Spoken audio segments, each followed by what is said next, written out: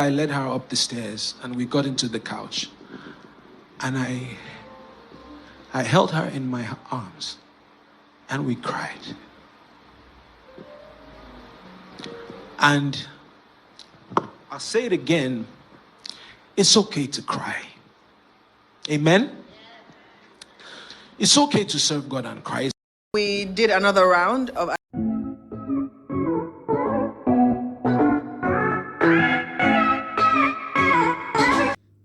Well, hello, welcome back to Beyonce Baby's TV once more again.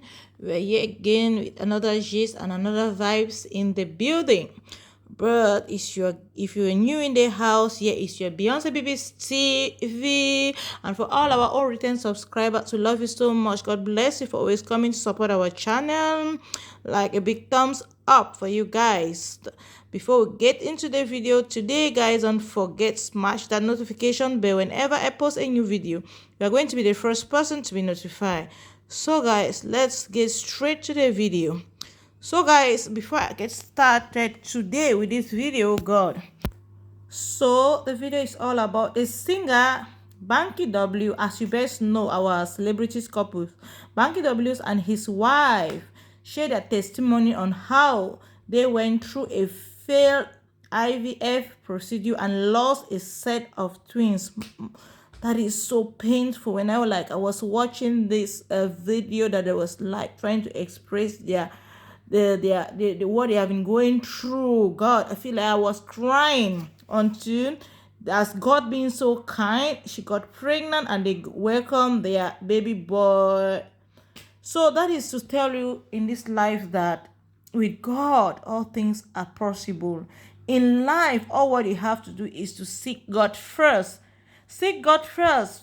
And is also trying to make us to understand, to learn so far that us, in the society, don't just see people or we see celebrity, it thinks they are not also facing their own problems. They have their own issues. They have problems that you think their day-to-day life, that they are living their best life. And people has been for instance, people have really been going through people has been going through a lot of things, especially when it comes to marriage. I can't remember when I once remember when they were trolling her not getting pregnant. Let people let be nice to people, please. God time is the best. We didn't know what this girl has been going through till when she came up to come and give her testimony to talk what she has been facing. And seriously, people has been coming on social media asking for 3 years you got married and there's no baby, you don't know what people goes through in their home, for crying loud. Let's be polite in each and everyone that will face in the society, or being a celebrity, being a normal person. We have our own problems. Money is not everything in life. That is all that is just an example to tell us that you can still have money, but you still face problems and challenges. So be happy with the little that you're having. What we need in our life is God. When you have God within you and in you, things are going to be very smoothly and be very really nice. Because I see in this situation, and after going through the video that I'll be showing you guys that will be coming up soon, you will get her and you get to know their testimony, how they share it. I cried, especially even to the extent that these two couples cried on stage when they were on this trying to give their testimony outside, what they have been facing in their American life. I think with this, a lot of people are going to learn from it. That don't just see people, you think they are just money can buy happiness, money can buy happiness, money can buy life, money can buy things. When it comes to children, those things they comes naturally from God. So that is a video that we are going to be watching. You're going to hear about your testimony. We got married in 2017. Bad 2017, after you remember? Banky disturbed my life, and I was like, okay, fine, let's marry. Yes. So we got married in 2017, and we had planned our lives out. We had talked about it, and we're like, this is what is going to happen. Bam, bam, bam, is going to happen. We're going to be so busy. Might as well just get the children out of the way. Let's do it now, and just, let it come through. And then nothing happened.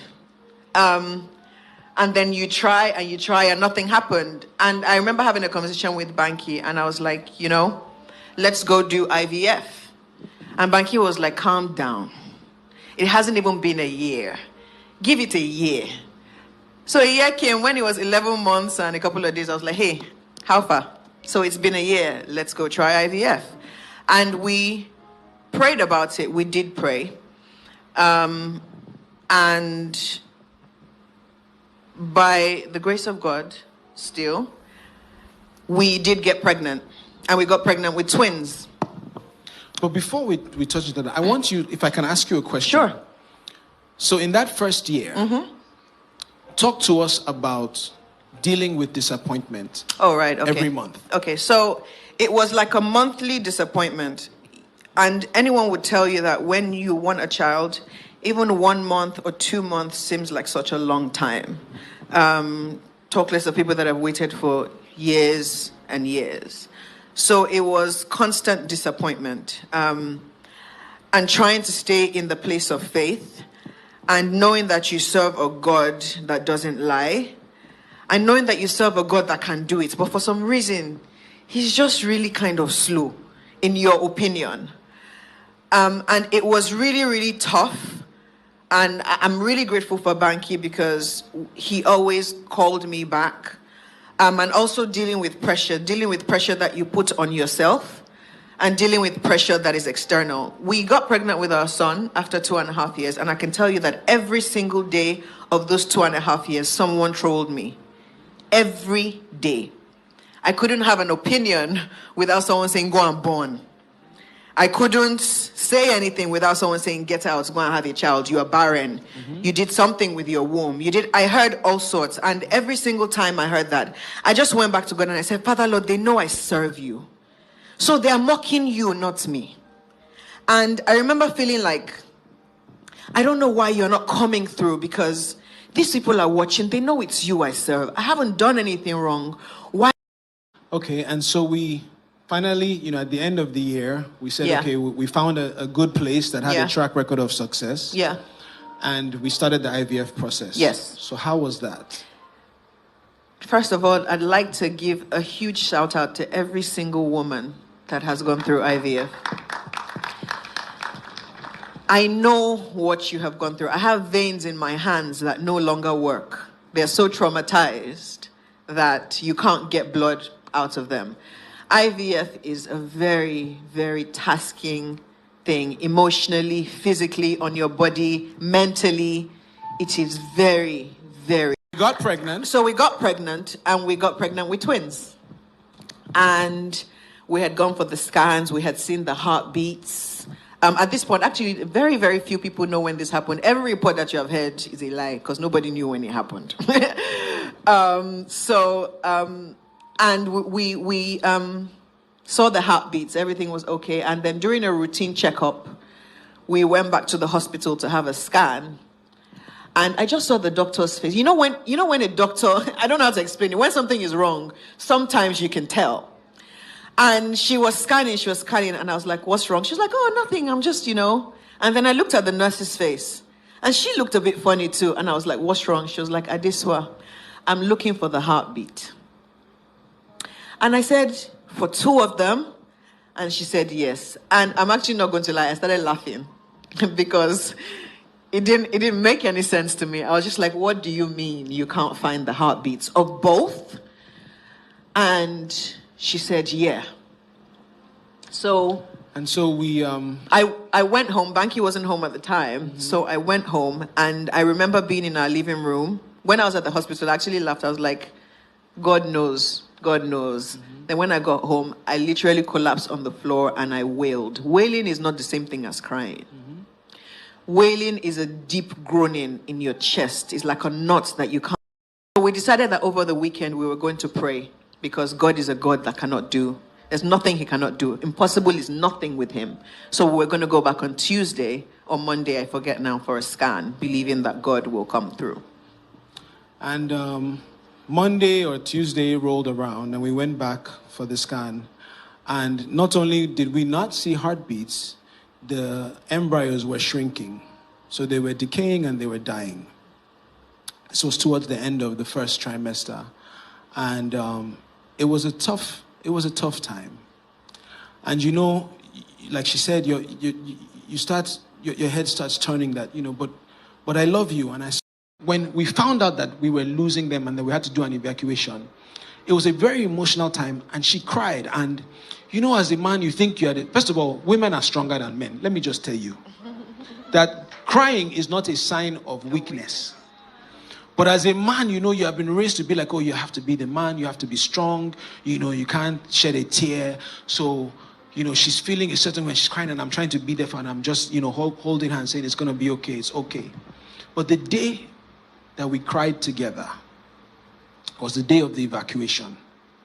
An evacuation, for people that don't know, is when they remove the dead embryos. And we go to the hospital, we do the procedure, and Adesua is one of the strongest people that I know. But I had never seen her so frail and in so much pain, emotional and physical. And for somebody like me, whose love language is acts of service, is helping, is fixing the problem, there was absolutely nothing I could do at that time.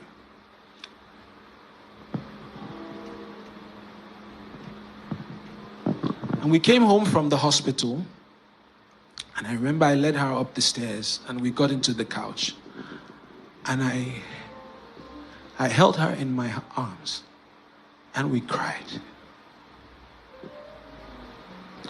And I'll say it again, it's okay to cry. Amen? It's okay to serve God and cry. We did another round of IVF because we still had embryos. So this was our second try. There's a picture that circulates where I'm with tools, and it shows my belly a bit bloated. People were saying I was pregnant. I wasn't. I was going through IVF, so I was bloated, and it was really, really, really tough. It was a really tough period. And guess what? It actually did not work. It didn't even work at all. It wasn't like the first time where there was a glimmer of hope. This one did not even work at all. Nothing. And I remember just feeling disappointed again. Both of us were quite disappointed. But talk to us about what the doctors were saying. Oh yeah. The doctors said they said that I had PCOS. That's polycystic ovarian syndrome. They also said that his morphology. My sperm. You can say it when my sperm morphology was not off. Right. Was off. They said my ovarian reserve was too high. Then I prayed for healing. Then my ovarian reserve came to the normal place that it should be. Then the doctors were worried that because it moved happened too quickly, too fast. They were not like, maybe you are losing all your eggs. Let's remove them. Maybe you're going into early menopause. Then at that point, we're just like, I'm not doing it again. Because after the third time, we just stopped where we were, and I was just like, I'm not taking one single pill. I'm not taking one single injection. I'm not doing anything anymore. I am done. And we got to that place, and we had that conversation. Yeah. And we said, listen, not doing anything. Baby, we're not going. I'm happy. If God gives me a child, praise Jesus. If he doesn't, there must be something else that he's planning. I am not doing anything. So guys, you can see how they explain their testimony on the video.